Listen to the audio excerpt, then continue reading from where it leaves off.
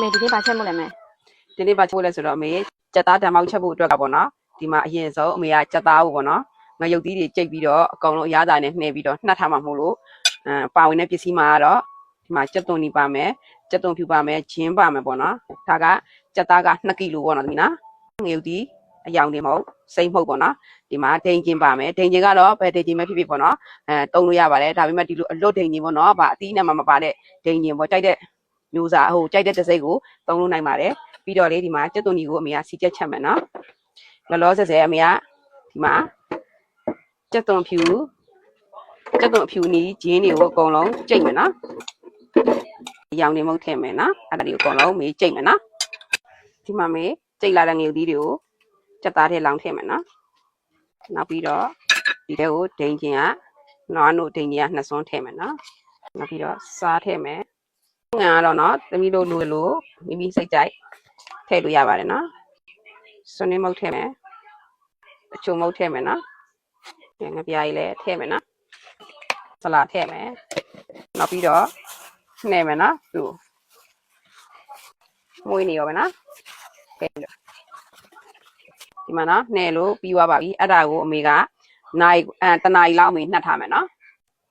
်ဒီမှာအမေကြက်သွန်နီစီတက်ဖို့အတွက်ကိုထုံးစံတိုင်းစွန်းနေမုတ်ထည့်မယ်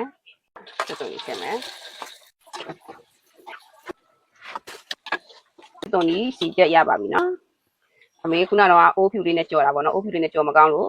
့ဒီကြီးအိုးနဲ့ပဲမေကြော်လိုက်တာနော်လှည့်ပြီးတော့အမေဒီမှာစီချက်ချက်ထားတဲ့စီကိုနည်းနည်းခြံထားတယ်အဲ့ဒီထဲမှာအမေကဒီမှာကလက်ပွေးရွက်ရယ်တိကျပွေးခောက်ရယ်ဒီမှာနော်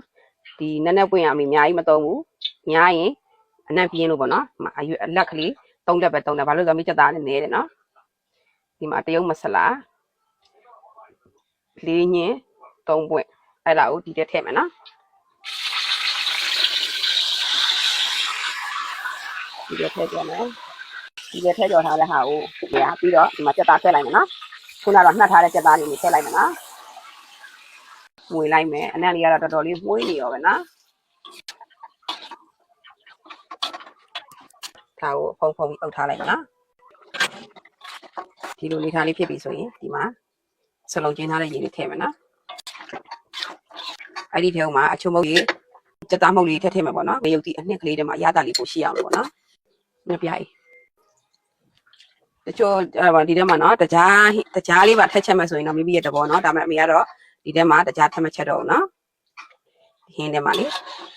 ခဏကြက်သားမုတ်နဲ့အချုံမုတ်နဲ့လည်းပါနေပြီဆိုတော့လေဟင်းရတာတော့မိမိလိုသလိုကိုယ့်ရဲ့စိတ်ကြိုက်ပေါ့နော်ကိုချက်လို့ရပါတယ်အဓိကကတော့ဒီကလက်ဝေးခောက်တွေကလက်ဝေးအရွက်တွေတက်ချက်ဝေးခောက်တွေကလက်ဝေးအရွက်တွေပေါ့နော်နောက်နောက်ဝင်နေအဲ့ဒါတွေကတော့အဓိကပေါ့နော်အဲ့ဒါလေးပါမှာဟင်းရမှုေးတာနော်အကုန်လုံးပြီးတော့တင်ထားလိုက်ပါမယ်ရှင်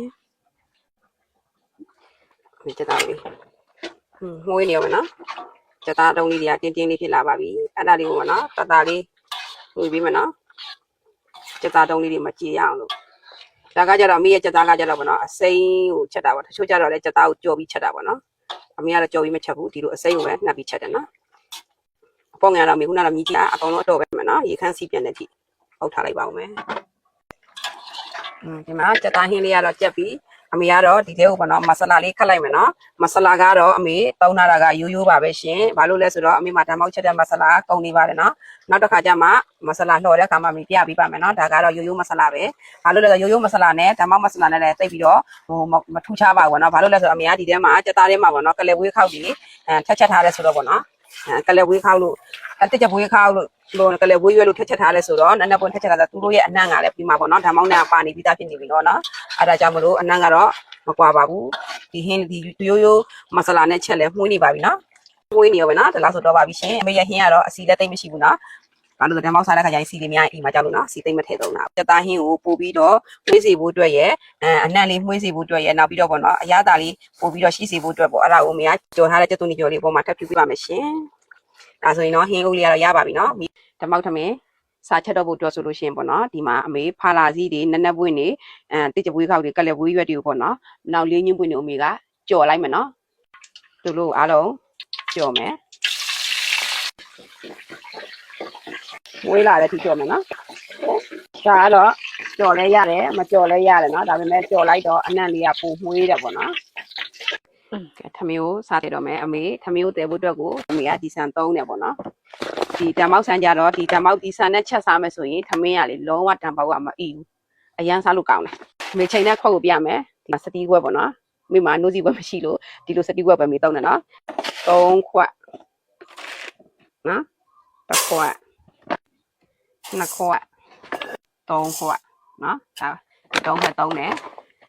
ဒီ3ခွက်မှာသူကထမင်းအိုးတက်ပါတယ်နော်ထမင်းအိုးဆန်တက်တယ်နော်ဒီဟိုအိုးတက်တယ်အဲ့ဒါမေးရေသွားဆေးလာမယ်နော်ကဲရေဆေးမယ်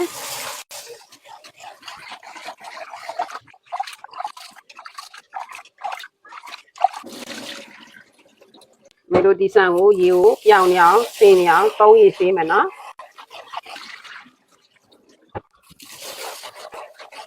ကဲပိတ်စောရေဆေးပြီးသွားပြီဆိုရင်နော်ဒါဒီလိုစကားလေးနဲ့ပဲဖြစ်ဖြစ်ကောစကားလေးနဲ့ပဲဖြစ်ဖြစ်ပေါ့နော်ထမင်းအိုးကရေကိုထမင်းဆန်လေးကရေကိုပေါ့နော်စင်နေအောင်စစ်ချမယ်မဟုတ်ရင်ပေါ့ထမင်းတဲတဲ့ခါကျရင်သူ့ကြံနေခဲ့တဲ့ရေနဲ့ကိုထက်ထဲမဲ့ရေနဲ့ဆိုထမင်းပြော့သွားမယ်နော်ဒီလားရေကိုအဲ့လိုမျိုးပြောင်းနေအောင်စစ်မယ်နော်မေဘယ်ခွက်နဲ့ပဲချိန်နော်သမီးတို့လိုနိုးစီခွက်နဲ့ပဲချိန်ပြီး3တော့ထမင်းပေါင်းဆိုင်ချိန်ခွက်နဲ့ပဲချိန်ပြီး3တော့ဒီလိုစတီးခွက်နဲ့ပဲချိန်3တော့ဖန်ခွက်နဲ့ပဲချိန်3တော့နော်ဒီလိုခွက်3ခွက်ဆိုရင်ရေကတစ်ခွက်ထည့်မယ်နော်ရေတစ်ခွက်ဖြစ်သွားပြီနော်ဒါနဲ့ဆိုရင်ရေ2ခွက်ရေက3ခွက်နော်ရေ3ခွက်ဆိုရင်နိုး1ခွက်နော်အားလုံးစုစုပေါင်း4ခွက်နွားနို့ပေါ့နော်ကိုကြိုက်နှစ်တက်တဲ့နွားနို့သုံးလို့ရပါတယ်ဒါကညတော့အမေကြိုထားတဲ့နွားနို့အစင်သေးရှိနေလို့ကြိုထားတဲ့နွားနို့ပဲမိထည့်တာနော်မကြိုရသေးဘဲနဲ့ထည့်မယ်ဆိုလည်းရပါတယ်နော်ဒီမှာနော်ဒါနဲ့ဆိုရင်4ခွက်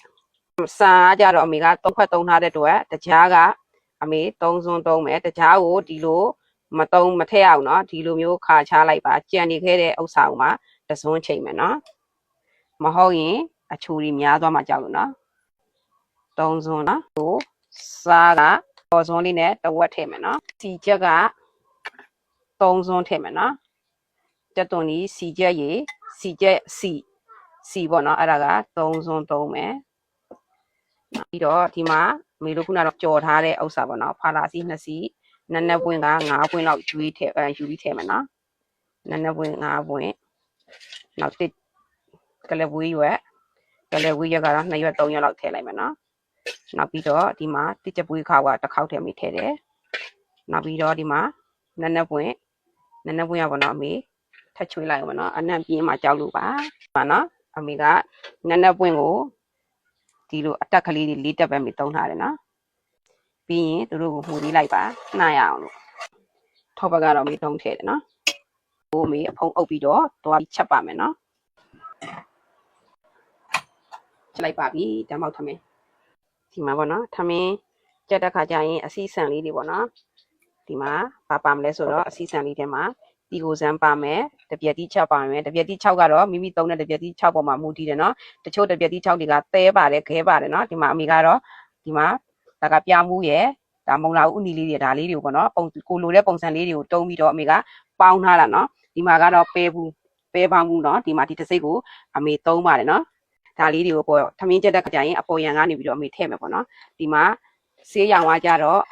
ဒီဘက်ကအဝါရောင်လေးနော်အဲ့အဝါရောင်လေးကိုနိုးလေးနည်းနည်းလေးနဲ့ဖြောမယ်နော်ဒီဘက်ကတော့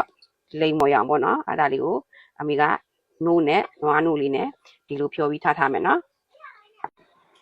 ကဲထမင်းကတော့ဒီမှာတက်တော့မယ်နော်တက်တော့မယ့်ချိန်မှာဒီလိုဆေးရောင်ကိုဒီလိုအမေကဘေးကနေပဲထည့်မယ်နော်ဒီမှာကတော့အဝါရောင်လေးပါတော့နော်ဒီဘက်ဘေးကနေပဲထည့်မယ်နော်ဒီလိုအလဲတက်တက်ကနေပြီးတော့လောင်းထည့်လိုက်တယ်ဆိုရင်အဲ့ဒီအရင်နဲ့ပေါ့နော်ဒီထမင်းတွေကပွားဆောင်းဖြစ်နေတယ်ပေါ့နော်အဲ့ဒါပြီးသွားပြီဆိုလို့ရှိရင်အမေကဒီမှာတပြက်တီးကြောက်ထည့်မယ်ဒီဘူဇန်ထည့်မယ်ထမင်းအပေါ်လေးကပဲစီထည့်မယ်နော်ဒီမှာပြောင်းမှုနဲ့မုံလာဥနီနဲ့ကိုလည်းဒီလိုမျိုးပဲအပေါ်ပိုင်းရပဲပေါ့နော်စီထည့်မယ်ပြီးရင်ပဲပေါင်းတာထည့်မယ်ပဲဘူးပေါ့နော်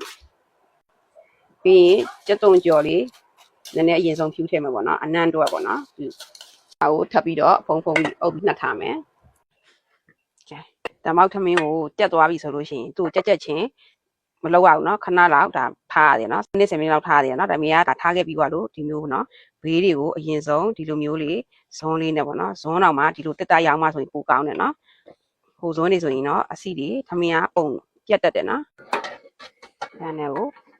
လောင်းထည့်လိုက်မယ်ရှင်ဝေးနေရောပဲဓမောင်ညာတို့နော်ငွေတဲ့ခါကျရင်ဒီလိုအောက်လေးရနေပဲကလော်ကြီးမှုပြီးနော်ဒါဆိုအပေါ်မှာဖြူထားတဲ့အစီဆန်လေးတွေနှံ့သွားရအောင်နော်ကြက်သွန်ကြောကိုထပ်ပြီးတော့ဖြူပေးပါမယ်ရှင်ကဲဓမောက်သမင်းလေးစပြီးတော့ပွဲပြင်ပါတော့မယ်ကြက်သားဟင်းလေးနဲ့စားလို့ရပါပြီရှင်ဓမောက်သမီးလေးရပါပြီရှင်စားလို့လည်းရပါပြီပေါ့နော်အမေရဲ့ဓမောက်ချက်နီးလေးလို့ပေါ့နော်လိုက်လှုပ်စားကြည့်ကြပါဒီထဲမှာပေါ့နော်ဓမောက်ချက်နီးကတော့အမေဒီထဲမှာအချင်းတုပ်လေးကတုံးမခင်တော့လို့ပေါ့နော်ဒီတိုင်းလေးပဲရိုက်လိုက်တော့တယ်မနော်သမီးလေးတို့စားမယ်ဆိုရင်အချင်းချင်းဟင်းလေးတို့အချင်းတုပ်ကလေးတစ်ခွားချင်းတုပ်လို့ပေါ့နော်တဲသီးတနက်လို့တမြာသီးတနက်လို့လည်းတွဲစားလို့ရပါတယ်